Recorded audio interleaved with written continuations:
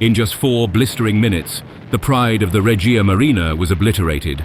During the Battle of Cape Matapan, the Royal Navy decisively crushed the Italian fleet, despite the Italians fielding more ships and swifter vessels. 3 heavy cruisers and 2 destroyers were sent to the ocean's depths. 1 capital ship lay crippled, and over 3,000 Italians were lost to the sea, all at the cost of only 3 British sailors and a single warplane. The Italian Navy's morale was shattered, and their confidence was gutted. For the rest of the war, they would recoil at the mere thought of launching offensive naval operations. This humiliating defeat left Mussolini fuming, thirsting for revenge, yet he knew better than to face the Royal Navy head-on again. Thus, a covert plan was devised to strike the heart of the Mediterranean fleet right in its lair at the Port of Alexandria. In December 1941, 6 elite Italian frogmen riding 3 small manned torpedoes slipped into the shadowy Egyptian waters, steering towards the anchored British warships at Alexandria's pier. An impenetrable array of mines and submarine nets lay between them and their target, but these lethal operatives had been preparing for this moment their entire lives. They were determined to avenge their fallen comrades and deliver an even more humiliating blow to the British. By the end of 1941, the once dominant Royal Navy was feeling the strain, especially its Mediterranean fleet. Despite the devastating blow to the Italian Regia Marina at the Battle of Cape Matapan, recent disasters had severely weakened this naval force. British supremacy in the Mediterranean was crumbling. The troubles started less than a month after Matapan, when HMS York was sunk by Italian explosive motorboats, a daring move by Italian frogmen from the flotilla Decima Flottiglia Mas. As tensions escalated, things only got worse for the Royal Navy.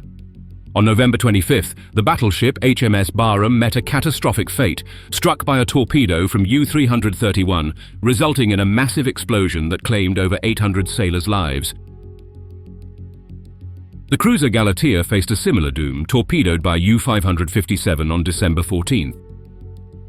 This disaster was compounded when a British squadron hit a minefield, losing 4 more crucial ships, further depleting the Mediterranean fleet. As if that weren't enough, December brought an even graver challenge with Japan joining the Axis powers, forcing the Royal Navy to stretch its resources even thinner. The beleaguered Mediterranean fleet could no longer count on reinforcements. Admiral Andrew Cunningham grasped the dire situation. Another significant blow from the Axis forces could cost Britain control of the Mediterranean Sea. Such a calamity could jeopardize the entire Allied war effort. Consequently, the British Navy adopted a more cautious approach to open sea battles in the Mediterranean. Despite all precautions, no one anticipated the cunning deceptions that were about to unfold. Italy had a long history with underwater manned torpedo operations, dating back to the final days of World War I. 2 Italian naval officers in a modified torpedo boat brazenly infiltrated the Austro-Hungarian Navy harbour at Pola, now in Croatia, and sank the battleship Viribus Unitis. During the interwar years, Italian Navy majors Teseo Tesei and Elios Toschi engineered a manned torpedo nicknamed Maiale, Italian for pig. The innovation impressed the Italian Navy's high command, leading to the development of specialized motor torpedo boats and the formation of the first light flotilla in 1939. This unit evolved into Decima Flottiglia Mas, with one subunit focusing on surface operations and another on underwater missions. In August 1940, submarine commander Junio Valerio Borghese joined the first light flotilla. His first mission targeted the crucial British base at Gibraltar, a gateway to the Mediterranean Sea. From September 1940 to September 1941, Borghese spearheaded 4 raids on Gibraltar. The initial raid was aborted, the next 2 failed, but the 4th in September 1941 succeeded in damaging 3 merchant ships. This earned Borghese a promotion to lieutenant commander and command of Decima Mas's subsurface unit. For Mussolini, the frogmen of Decima Flottiglia were invaluable, especially after the Regia Marina's humiliations. He saw them as the key to delivering a crushing blow to the Mediterranean fleet. As the year drew to a close, the Italian High Command aimed to elevate their success, seeking to accomplish what the Regia Marina had failed to achieve at the Battle of Cape Matapan: the destruction of British battleships.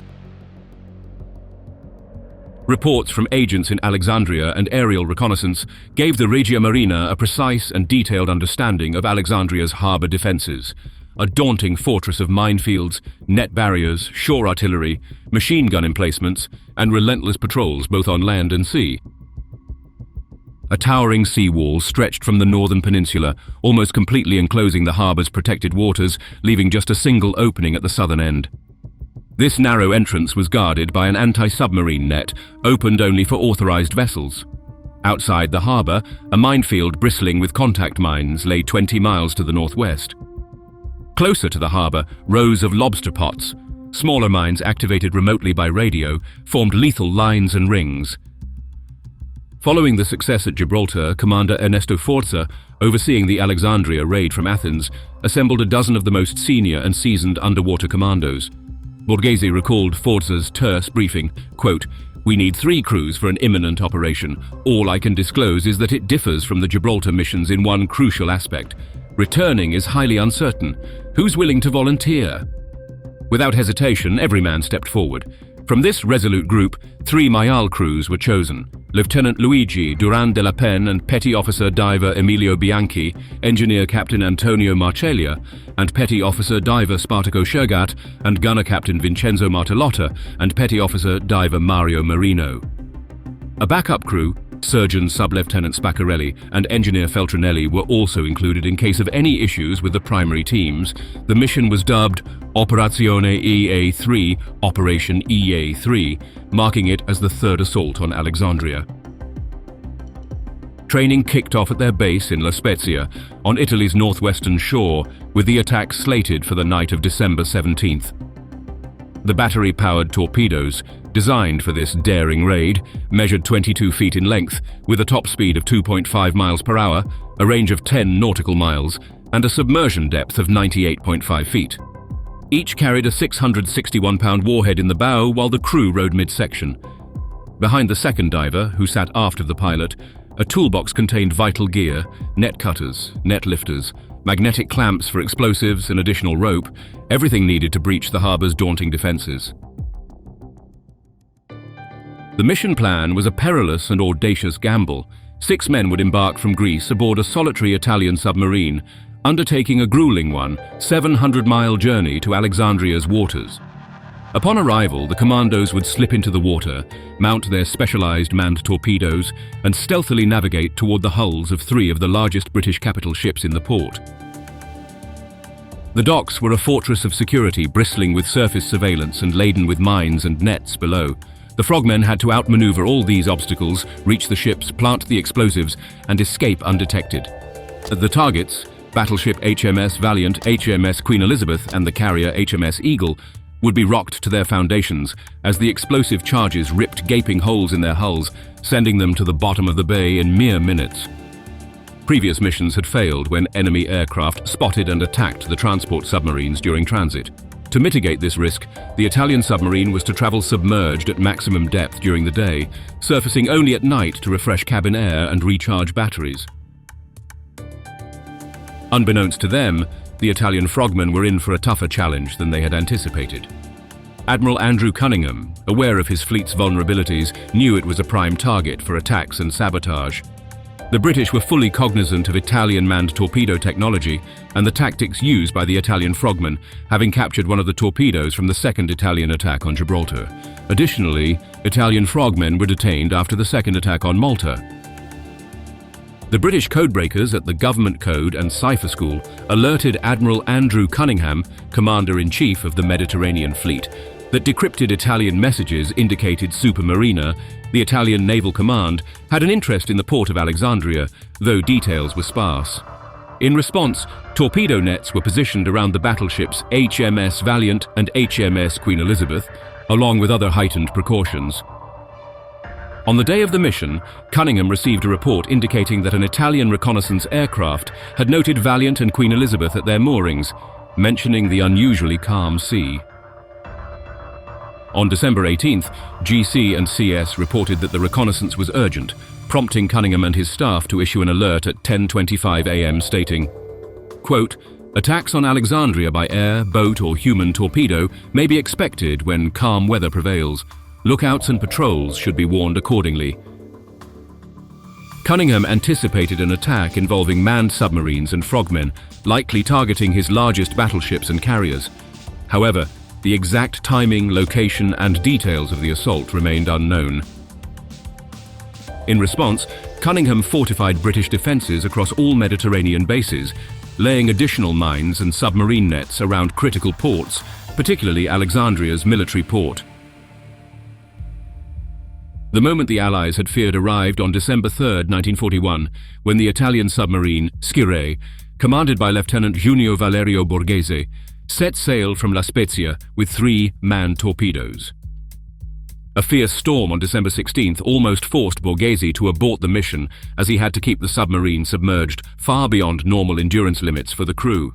Undeterred, he chose to delay the attack by 1 day.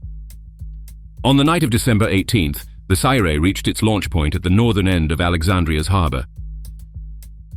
Surfacing to outcrop level with only the conning tower above water and the transport chambers submerged, Borghese noted, quote, "The weather was perfect. Pitch dark, the sea calm, and the sky clear. Alexandria lay directly ahead, very close.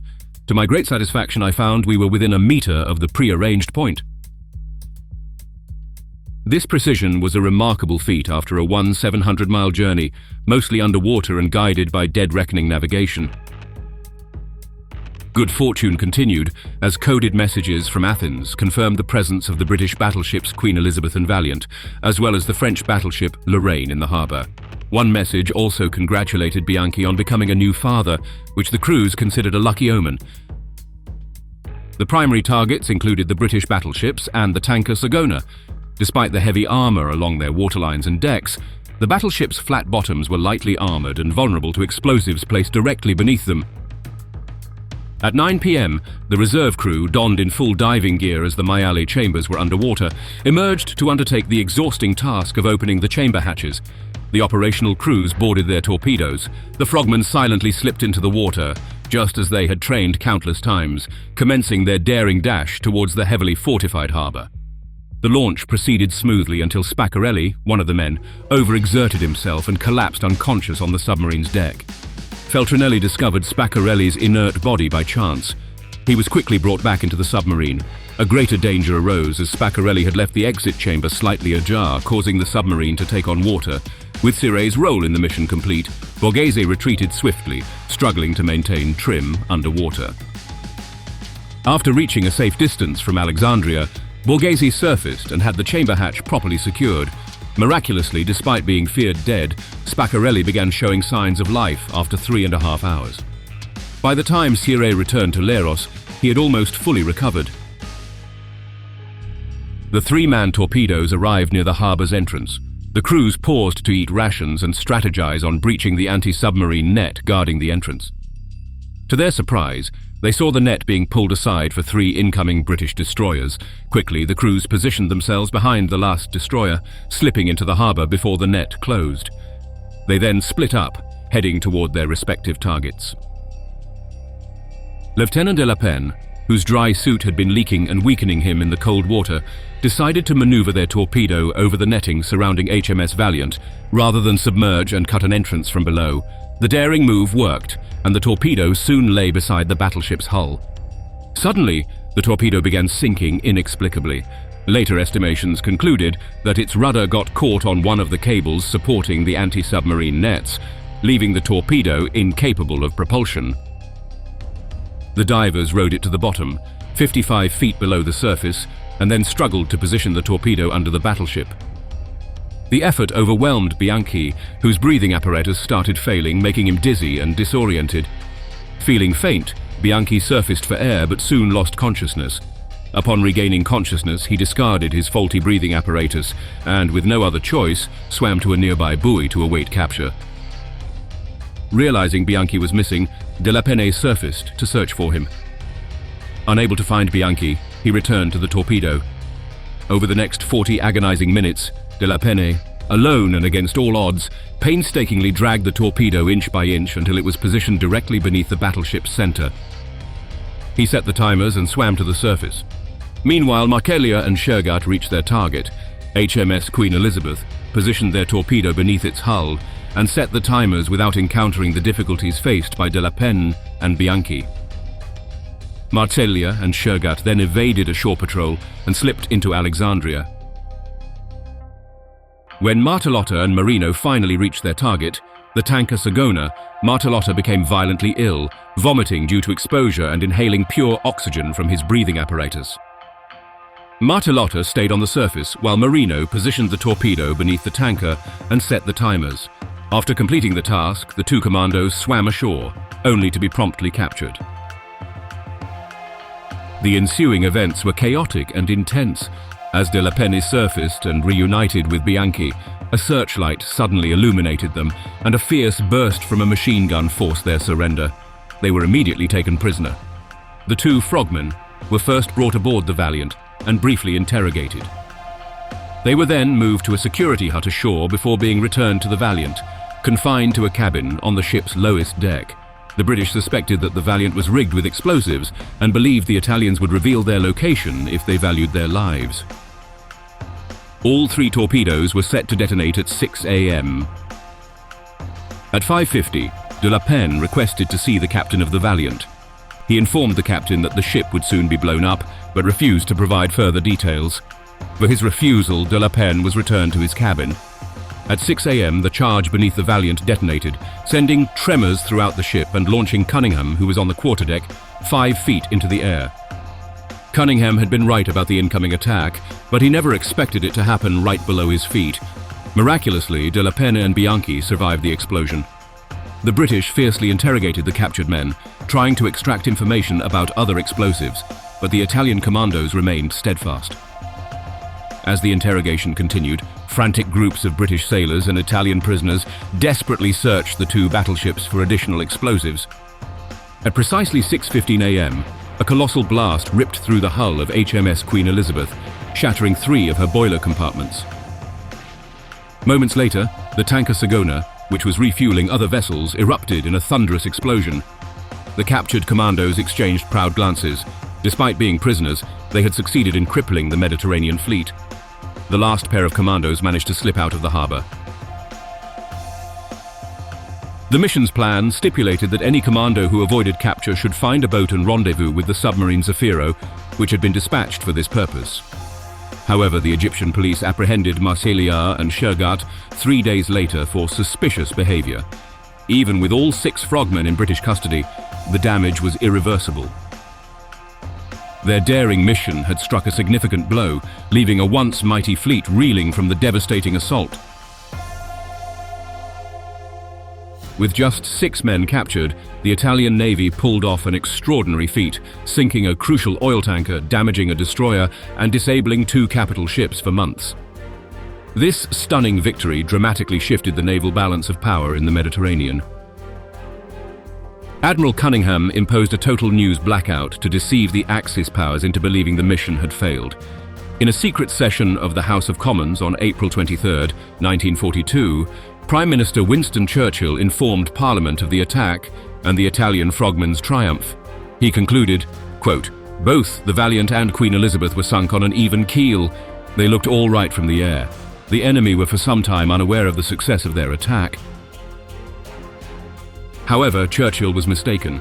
On January 8 and 9, the Italian High Command issued bulletins confirming that Queen Elizabeth and Valiant had been severely damaged. Naval power had now swung in favor of the Regia Marina. With the supply lines now open, Axis forces under German General Erwin Rommel could be easily resupplied, positioning Italy to potentially dominate the Mediterranean theater. Despite this opportunity, Borghese was infuriated by what he perceived as a squandered chance, accusing the German High Command of failing to provide sufficient fuel to the Italian Air Force and Navy to capitalize on their advantage. By the end of 1942, with Operation Torch in the west and the British 8th Army's offensive in the east, the Allies had regained the initiative, turning the tide once more.